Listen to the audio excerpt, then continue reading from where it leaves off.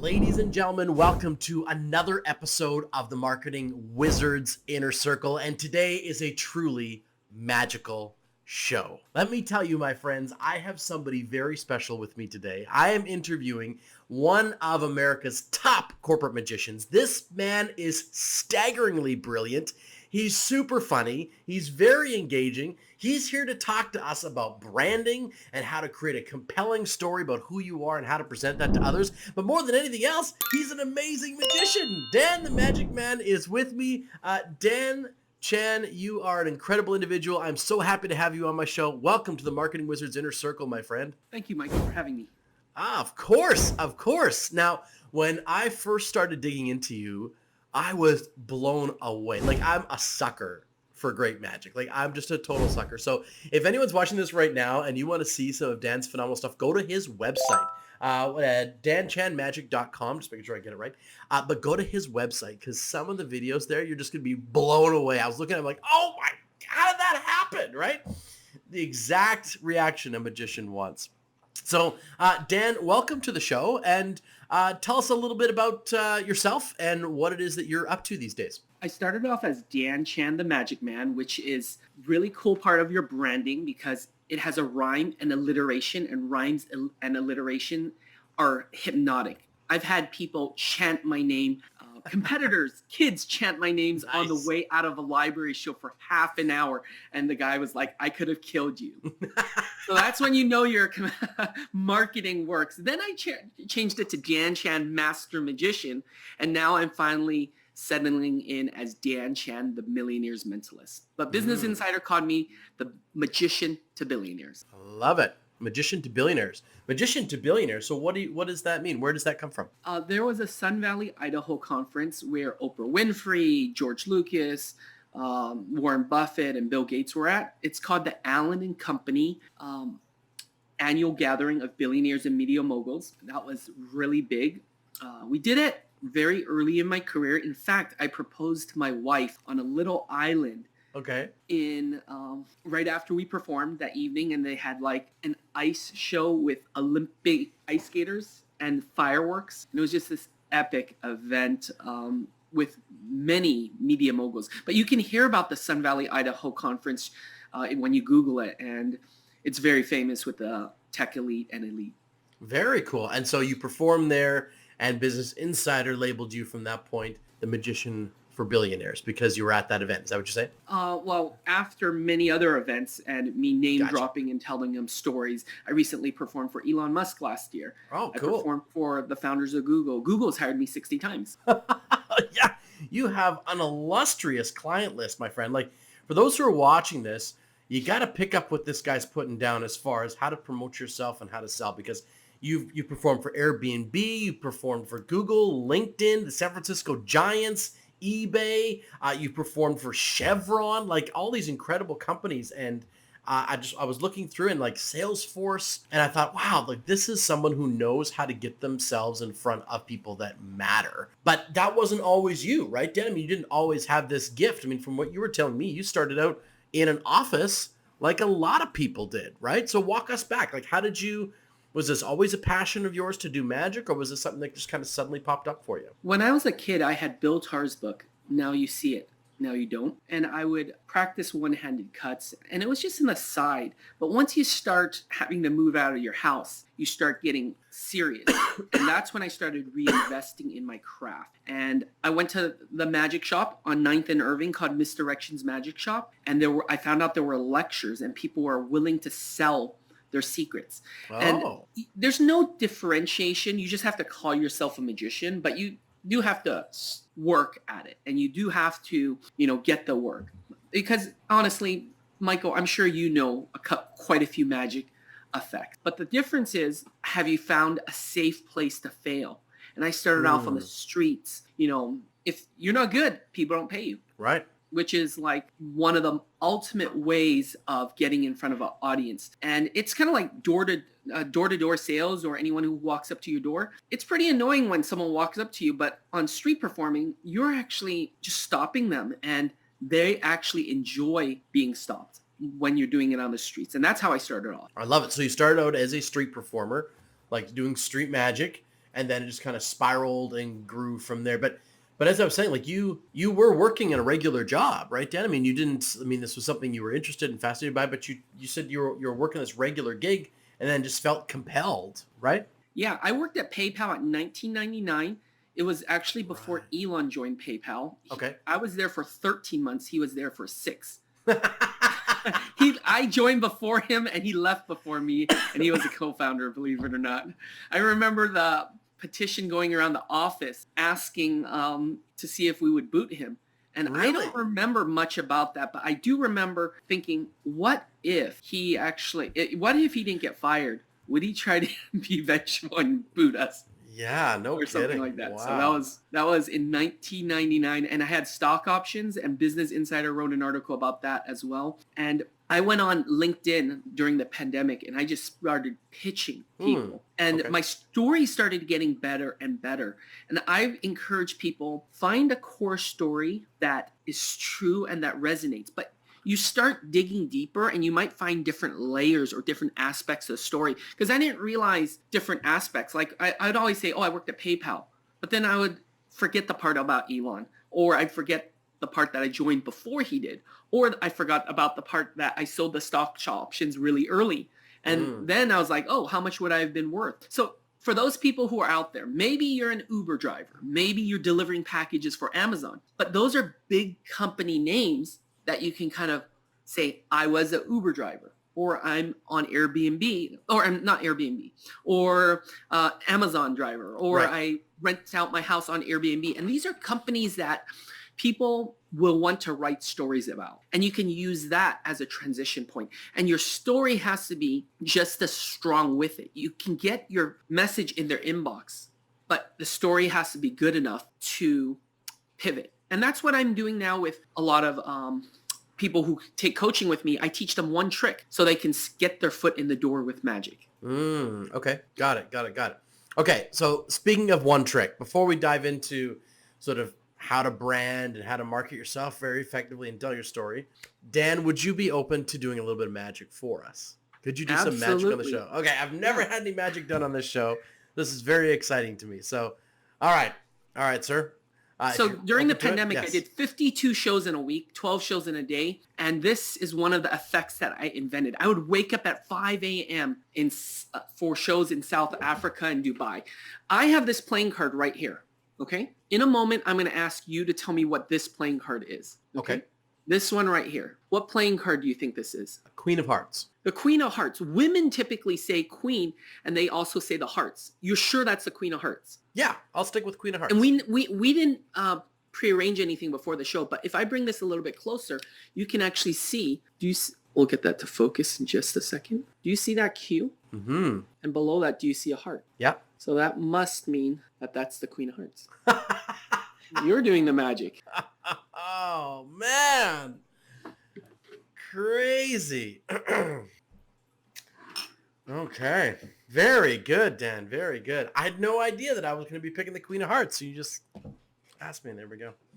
Ladies and gentlemen, Let's do was one more. not prearranged. Okay. Yes. Let's do one more. Your thoughts determine your actions. Your actions determine your habits, and your habits determine your destiny. That's one of my favorite quotes, and that's actually the quote that starts in my book. In a moment, I'm going to have you think of a person, a place, or a thing that evokes a positive thought or emotion, okay?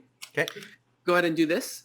This is a classic pose you'll see on my website. And then do this. Okay.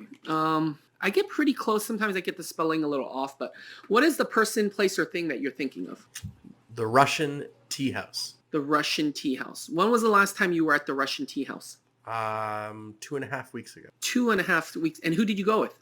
I went with the Napoleon Hill Institute. And I had the Russian Tea House right there.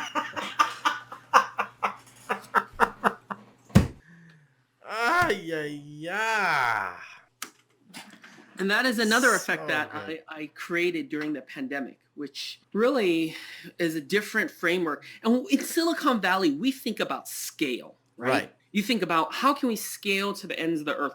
My business was not one that really could traditionally scale. Okay. Yeah, of course. But the pandemic gave us the opportunity through this crisis to go all around the world.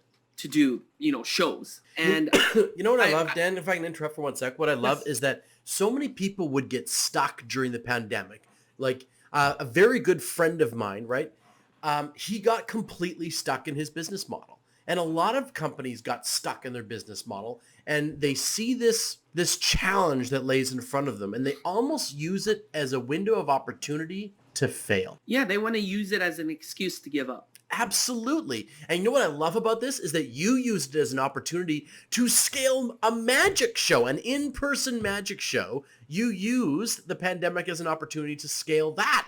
No, very few people would have thought outside the box like that. And that's one of the reasons why you're so damn successful. Sorry, I just wanted to interrupt because that's critical. Like if you're an entrepreneur and you're watching this right now, that is critical. When somebody else sees a challenge, as an entrepreneur, you got to see an opportunity. You got to see your way around there, right? So tell us a lot more about this. So you saw the pandemic happened and you saw this opportunity. Well, I was gonna, maybe take a small time out, and I was applying for jobs, but I was thinking, this would be a cool place to kind of street perform. And I started doing demos for people. And in fact, even after I have 3 more virtual shows coming up, but what I try to get people to do is I get them to jump online with me over Zoom, and I do a demo for them.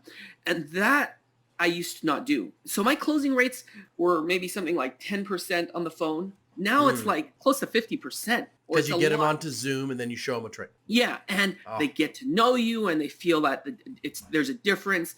They want to see who they're dealing with besides seeing a physical video, because you can use that as something else in your arsenal. Love it. I know video and video reaction are great, but what if it's happening to you versus, oh, he did this for me on Zoom, show this to me. And I've actually been able to do tricks that I could do on Zoom, and I had to create a live version of that. And that's even challenged me, because at one time I was like, boy, my Zoom show's even better than my in-person show. So I had to catch up. Nice. I had to up that. But if you think about this, Copperfield or Penn and Teller, they don't really do shows outside of their theater. For me, I could just hit a button, and I would just hit a button and on my OBS, and it would play a video or it would do something. And that built up my credibility. I had an intro and an outro, and I had many other theatrical things that I can't do on Zoom. For example, if I'm doing a stage show, I cannot do a simple trick like this. You, Michael, are a star. And I'll say that about the people at the companies. And I'll say you are a star on the inside. Nice. So this trick, which is pretty small, I've done for hundreds and hundreds of people over Zoom. I love it. And there's small tricks become big. Yeah, you can do some cool close-up magic because it's literally right there, but you can do it for 500 people because it's nice and tight, right? Yeah, and you can mute people, which you couldn't do in a live show. So you don't have the problem of hecklers anymore. And I started doing school shows for, like school assemblies and fundraisers. And I will volunteer now for, food banks or anything that's virtual. If there's a charity, I used to turn down things. But now I am more than open to give back in the community, because there's just so many people who haven't even seen a live magic show, let alone a Zoom magic show. And I think about this. What if I were able to do 500 people come into a Zoom room, you charge them $10 a piece. What is that? $5,000? Even if you spend half of it on marketing, that's $2,500. And that's where the opportunity lies, I think, in Zoom shows. If we continue this, I believe that there's going to be a lot more Zoom magic shows out there that will be ticketed. I think it's the first version of this, and there's going to be something that hits. I love it. So Dan, walk us through the creative process then, as an entrepreneur and as a business builder, because being a magician, you're automatically quite creative, but you obviously have some structure and a process to this to, how do I frame this? To be able to take what you do and make it really transform it and make it relevant for your current climate and your current situation, right? So being able to take your in-person show and adapt it and turn it into a Zoom show, so you could broadcast it and do 12 shows in a day and get traction all over the world. So what is that type of process? What type of questions are you asking yourself so that our audience here could know, okay, if I'm facing this situation, what type of questions should I be asking myself to try and reframe this challenge as an opportunity? For me, the questions I ask were, how can I scale this? And how can I get the first mover advantage? Because at this point in time, I needed to hit the media first. And I got featured in The Hustle, which went into 2 million inboxes. And then I went into Business Insider, which led to like 30 or 40 bookings immediately.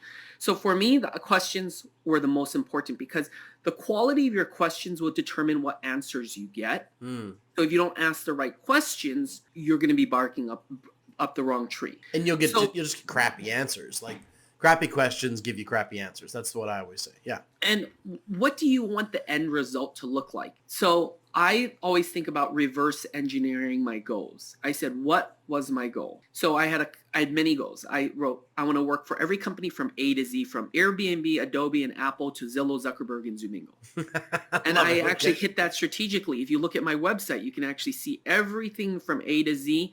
I think I'm missing X. Okay. And I think that was it, or maybe an X and a J. So if you systematically think about something and you don't give up on it, you'll eventually get there if you're asking the right questions and if you're asking the right people who have already achieved the results that you want to achieve. I think a lot of people look to people as competition. There's more than enough space in magic. If I do a good job, they're probably not going to hire me the next year. They're probably going to hire someone else. But the problem is, do you have the same level of service? There's a difference between gold and silver. Gold is maybe $1,600 and silver might be around 30 or 40. But there's a wide gap between first and second place.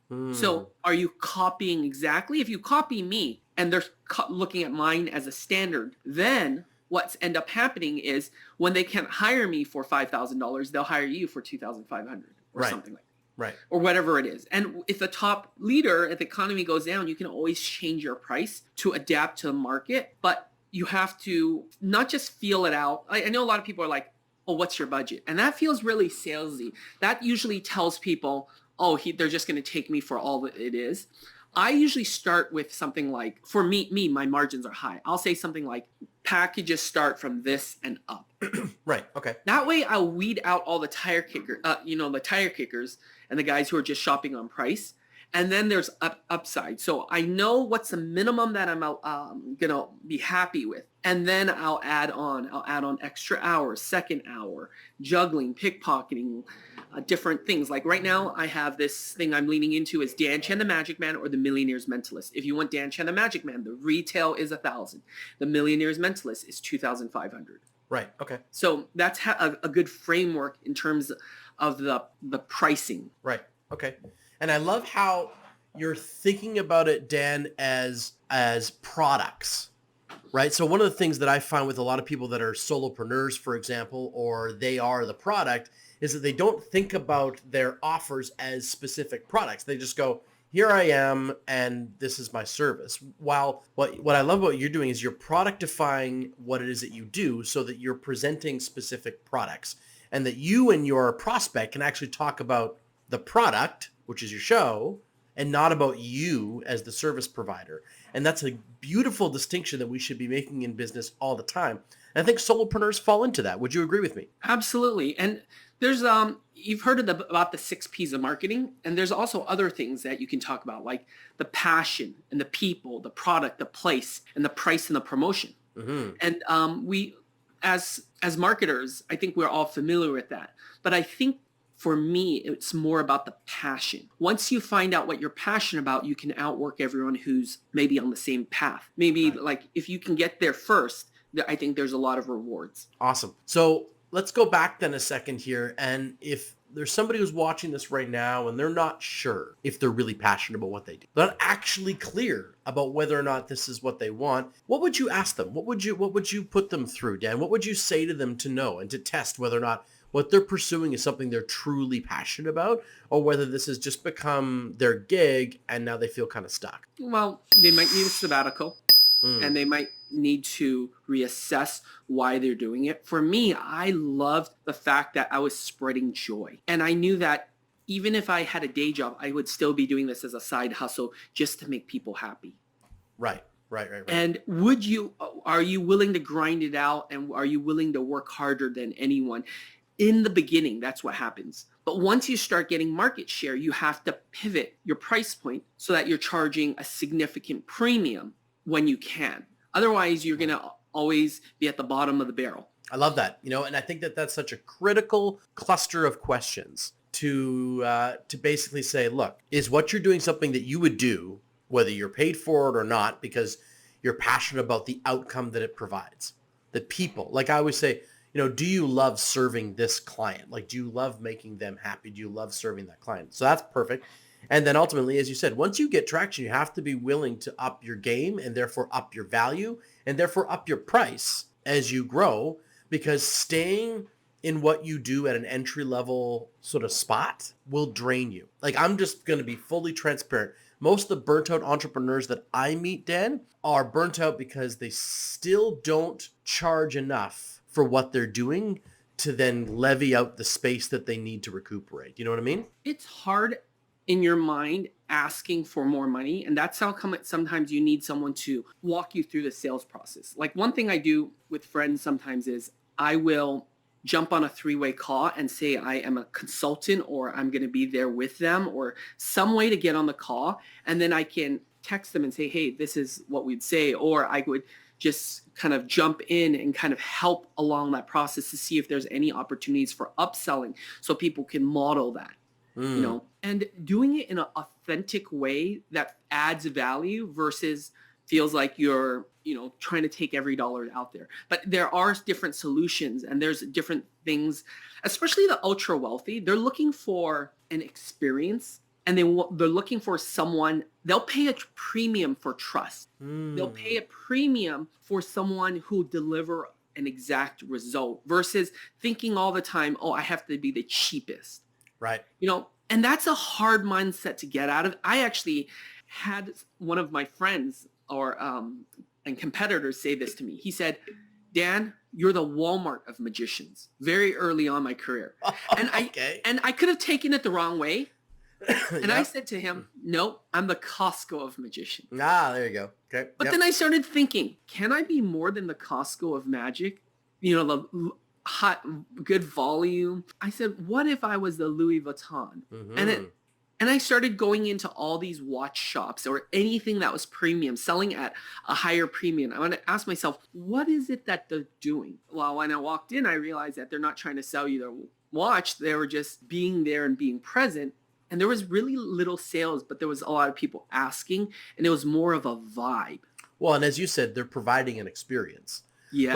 Like you walk into a Louis Vuitton store and it's an experience. Like, we just got back from New York with my family, and my wife walked into some of those Madison Avenue stores. It's an experience, right? Like, it's not just a store. You walk in and it's a very specific experience. So yeah, I totally hear you. And I look at it as, before I was doing like regular birthday parties for the kids or like their 41st birthday, but there's a magical number. People are willing to spend more on their 40th or their 50th party or their parents' 80th party.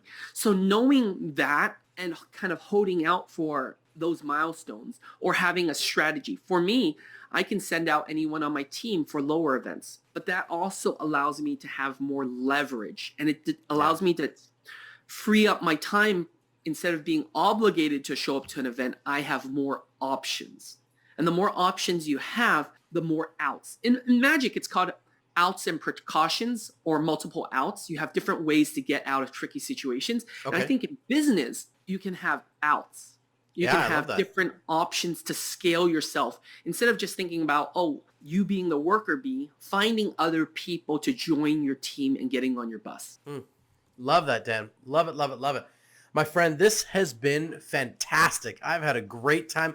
And I'm sure the audience is getting just tons of value out of this, right? Not just the magic stuff, but just the overall how to build your business and yourself as a brand and what you should stand for. So tons of value today, Dan. This has been absolutely fantastic.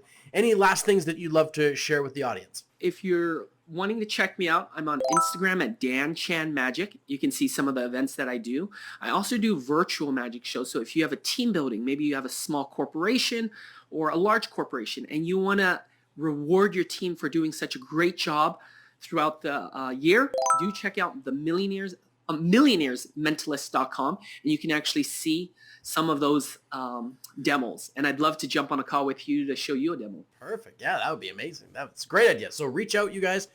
Dan is truly fantastic at what he does, as you could see here, but also just as a very wise and savvy businessman, building a phenomenal company and having a phenomenal effect on the world. So it's been an absolute pleasure, Dan. So my final question to you, my friend, is, can we get you on the show again? Would you come on the show again with us? Absolutely. Maybe I can have my son on the show with me, or my wife. Yeah. So the other thing Dan was telling me before we got this started, you guys, is that it's become a family affair. So his whole family's starting to get involved in the shows, which is very, very cool. And just to finalize things, Dan, you also have a book coming out. So tell us just a little bit about the book before we sign off today. Yeah, it has many of the stories and a lot of the success hints. For those of you who don't know what SWOT analysis is, or Porter's 5 Forces, or Blue Ocean Strategy, which are all business concepts. Those are the 3 business concepts I think that stuck with me throughout the college years. But I also have little stories that are really cool anecdotes about how I pivoted in different instances. So those are the little stories that I really resonate with me, and those are the words of wisdom that I would love to share with those who want to hear more about my story. Beautiful. Okay, so we'll keep updated on your socials to make sure that we track down your book. Thank you, Michael. Oh, for sure. All right, ladies and gentlemen, well, this has been another episode of the Marketing Wizards Inner Circle. Dan, thank you again so much for being on the show with me. Tons of wisdom, tons of value dropped in this particular episode today. So once again, my name is Michael Bridgman. This has been Dan, the Magic Man. And you, my friends, have been awesome. So once again, thank you so much for watching the Marketing Wizards Inner Circle. Go out there, my friends, enchant your audience, make magic happen, and we will see you on the next episode. Ciao for now.